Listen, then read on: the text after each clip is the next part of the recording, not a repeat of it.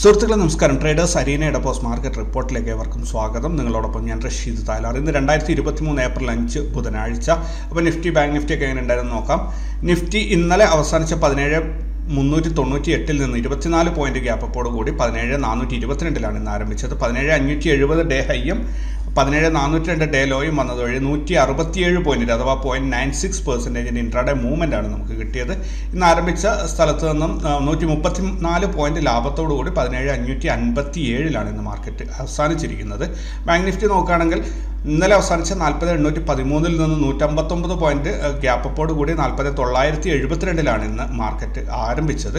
41,071 day ഹൈയും 40,802 day ലോയും വന്നത് വഴി 268 പോയിന്റിൻ്റെ അഥവാ 0.66% മാത്രം ഇൻട്രാഡേ മൂവ്മെൻ്റ് ആണ് നമുക്ക് കിട്ടിയത്.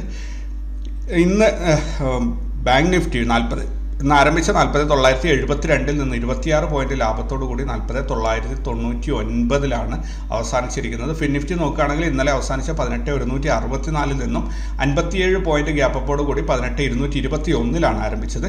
18,390 ഡേ ഹൈയും 17,197 ഡേ ലോയും വന്നത് വഴി 192 പോയിന്റ് അഥവാ 1.06% ഇൻട്രാഡേ മൂവ്മെൻ്റ് ആണ് നമുക്ക് കിട്ടിയത്.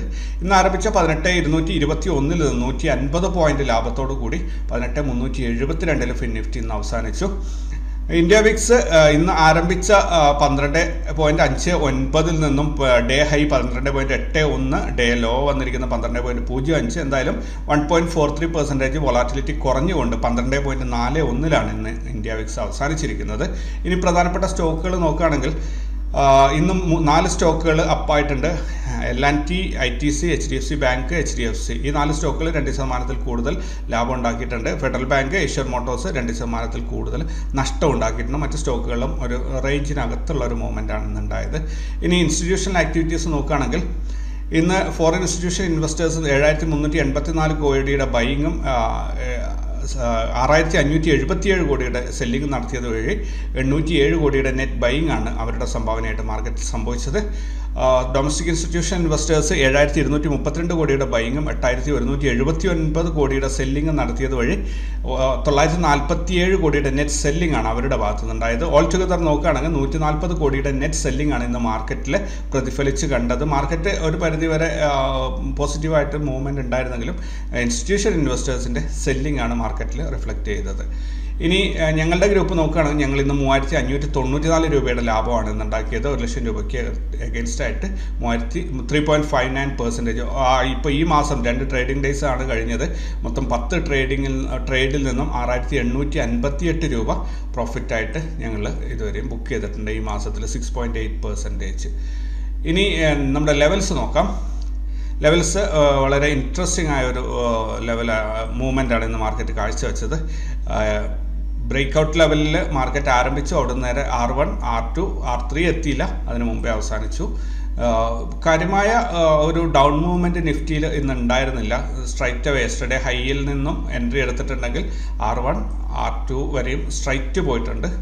ദെൻ R3 എത്തിയില്ല, അതിന് മുമ്പേ ടൈം കഴിഞ്ഞു പോയതാണ്. വേറെ ഇതിനകത്ത് പ്രത്യേകിച്ച് വലിയ സംഭവങ്ങളൊന്നും തന്നെ പറയാനില്ല. വളരെ നല്ലൊരു അധികം മൂവ്മെൻറ്റ് ഉണ്ടായിരുന്നില്ല. ഇൻട്രാഡേ മൂവ്മെൻറ്റ് കുറവായിരുന്നു, പക്ഷേ നല്ലൊരു ട്രേഡ് എടുക്കാൻ പറ്റിയൊരു ദിവസമായിരുന്നു. ബാങ്ക് നിഫ്റ്റി നോക്കുകയാണെങ്കിൽ ബാങ്ക് നിഫ്റ്റി മോർണിംഗ് സെഷനിൽ ഭയങ്കര ഒരു മോശം മൂവ്മെൻ്റ് ആണ് തന്നത്. ഭയങ്കരമായിട്ട് റേഞ്ച് ബോണ്ടായിരുന്നു. R1-ൻ്റെയും R2-ൻ്റെ ഇടയിൽ റേഞ്ച് ബോണ്ടായിട്ട് ഇങ്ങനെ നിന്നു. അത് പിന്നെ ഒരു മൊമെൻറ്റിൽ R3 വരെ കയറിപ്പോയി. ഈ സമയത്താണ് ഞങ്ങൾക്കൊക്കെ ട്രേഡ് കിട്ടിയത്. പിന്നെ തിരിച്ച് R2-ലേക്ക് ഇറങ്ങി വന്നു. വീണ്ടും റേഞ്ച് ബോണ്ട് മൂവ്മെൻ്റ് ആയിരുന്നു. കാര്യമായിട്ട് പിന്നീടൊന്നും കിട്ടിയില്ല. ഒരു ട്രേഡോ 2 ട്രേഡോ ആണെന്ന് മൊത്തത്തിൽ ബാങ്ക് നിഫ്റ്റിയിൽ കിട്ടിയിട്ടുള്ളത്. ഫിൻ നിഫ്റ്റി ആണെങ്കിലും മറിച്ചല്ല. ഫിൻ നിഫ്റ്റിയും അവരെ ഏകദേശം അതേ അവസ്ഥയിലൂടെയാണ് പോയിക്കൊണ്ടിരുന്നത്. R1-ൽ ഓപ്പണായി R2 കടന്ന് R3യും കടന്നിട്ട് ചെറുതായിട്ടൊന്ന് മുകളിലോട്ട് പോയി അവിടെ തന്നെ അത് അവസാനിക്കുകയും ചെയ്തു. കാര്യമായിട്ട് ഒരു മൂവ്മെൻറ്റ്, വൺ സൈഡ് മൂവ്മെൻറ്റ് കിട്ടിയില്ല. എന്നാൽ വലിയ സ്വിങ്ങുകൾ കിട്ടി. താഴോട്ടും മുകളിലോട്ടുള്ള വലിയ വലിയ മൂവ്മെൻറ്റ്സ് കിട്ടി. അതിൽ ക്യാപ്ചർ ചെയ്യാൻ പറ്റിയിട്ടുണ്ടായിരുന്നു.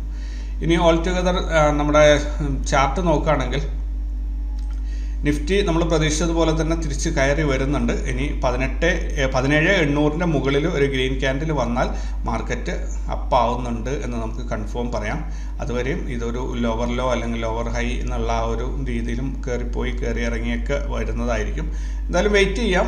ഇന്ന് അത്യാവശ്യം സാമാന്യം നല്ലൊരു മൂവ്മെൻറ്റ്, നല്ലൊരു ബോഡി വലിയ ബോഡിയുള്ള ഒരു ക്യാൻഡിലാണ് കിട്ടിയത്.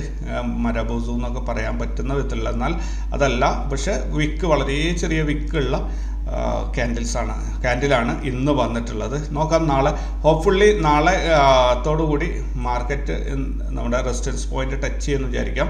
ആ റെസിസ്റ്റൻസ് പോയിന്റ് ടച്ച് ചെയ്ത് കഴിഞ്ഞാൽ, അതായത് 17,718 എന്നുള്ള ലെവൽ കട്ട് ചെയ്ത് കഴിഞ്ഞാൽ ഓൾമോസ്റ്റ് നമുക്ക് പ്രതീക്ഷിക്കാൻ പറ്റും 17,800 മുകളിലാണ് നമുക്ക് ഗ്രീൻ ക്യാൻഡിൽ കിട്ടേണ്ടത്. സോ അത് കിട്ടിക്കഴിഞ്ഞാൽ മാർക്കറ്റ് അപ്പായി എന്ന് പറയാം. ഓക്കെ, ഇനി ബാങ്ക് നിഫ്റ്റി നോക്കുകയാണെങ്കിൽ ബാങ്ക് നിഫ്റ്റി ഇപ്പോൾ റെസിസ്റ്റൻസ് പോയിന്റിന് തൊട്ട് താഴെ എത്തി നിൽക്കുകയാണ്. അപ്പോൾ നാളത്തോടുകൂടി ഒരു ഗ്യാപ്പ് അപ്പ് ഓപ്പണിംഗ് വരികയാണെങ്കിൽ മിക്കവാറും നാളെ ഈ റെസിസ്റ്റൻസ് പോയിന്റ് ജമ്പ് ചെയ്ത് മുകളിലോട്ട് കയറാൻ സാധ്യതയുണ്ട്. ഫിൻ നിഫ്റ്റി ആണെങ്കിലും വലിയൊരു കുഴപ്പമൊന്നുമില്ലാതെ റെസിസ്റ്റൻസ് പോയിന്റൊക്കെ കട്ട് ചെയ്ത് മുകളിൽ റെഡി ആയിട്ട് നിൽക്കുന്നുണ്ട്. സോ ഹോപ്പ്ഫുള്ളി നമുക്ക് ഇനി മാർക്കറ്റ് മുകളിലോട്ട് തന്നെ കയറി പോകും എന്ന് പ്രതീക്ഷിക്കാം. ഇവിടെ നെഗറ്റീവായിട്ടൊന്നും ഇപ്പോൾ കാണുന്നില്ല. വളരെ പവർഫുൾ ആയിട്ടുള്ള ഡേ ക്യാൻഡിൽസ് ആണ്. നിങ്ങൾക്ക് ശ്രദ്ധിച്ചറിയാം. നിഫ്റ്റിയാണ് നമ്മൾ കൂടുതലും ശ്രദ്ധിക്കേണ്ടത്. അപ്പോൾ നിഫ്റ്റിയിലാണെങ്കിൽ കണ്ടില്ലേ, മിനിഞ്ഞാന്ന് വന്നത് 31 മാർച്ചിൻ്റെ ക്യാൻഡിൽ വളരെ പവർഫുൾ ആയിരുന്നു. എന്തിന് 29 മാർച്ചും നല്ലൊരു ക്യാൻഡിലായിരുന്നു. 31 മാർച്ച് നല്ല പവർഫുള്ളാണ്. പക്ഷേ 3-ാം തീയതി ഒരു റിവേഴ്സൽ, ഒരു ചെറിയൊരു ഹാമർ പോലെ ഒരു സാധനം വന്നു. പക്ഷേ ഇന്ന് വന്നതും വലിയ ക്യാൻഡിലാണ്, പവർഫുള്ളായിട്ടുള്ള ക്യാൻഡിലാണ്. സോ നമുക്ക് നോക്കാം ഇനി വരുന്ന ദിവസങ്ങളിൽ മാർക്കറ്റ് എങ്ങനെ റെസ്പോണ്ട് ചെയ്യുന്നു. ഹോപ്പ്ഫുള്ളി ഇത് നമുക്ക് വളരെ പെട്ടെന്ന് തന്നെ മാർക്കറ്റ് തിരിച്ച് കയറിപ്പോകുന്നു. നമ്മൾ കണ്ണടച്ച് തുറക്കുന്നതിന് മുമ്പേ മാർക്കറ്റ് കയറിപ്പോകും. നമ്മളത് തിരിച്ചറിയില്ല. ഓരോ ദിവസത്തെ ക്യാൻഡിൽ കഴിയുമ്പോഴും അത് അവിടെ എത്തിയതല്ലേ ഉള്ളൂ എന്ന് നമ്മൾ കരുതും. പക്ഷേ ഒറ്റയടിക്ക് അത് മുകളിൽ കയറി അങ്ങ് പോകും. 18,000 ഒക്കെ കടക്കാൻ വലിയൊരു ബുദ്ധിമുട്ടില്ലാത്ത രീതിയിൽ അങ്ങ് കയറിപ്പോകും. നോക്കാം എന്തായാലും ഇനി വരുന്ന ദിവസങ്ങളിൽ മാർക്കറ്റ് എങ്ങനെ റെസ്പോണ്ട് ചെയ്യുന്നു. അപ്പോൾ പുതിയ വീഡിയോ ആയിട്ട് നാളെ കണ്ടുമുട്ടാം. Thank you very much.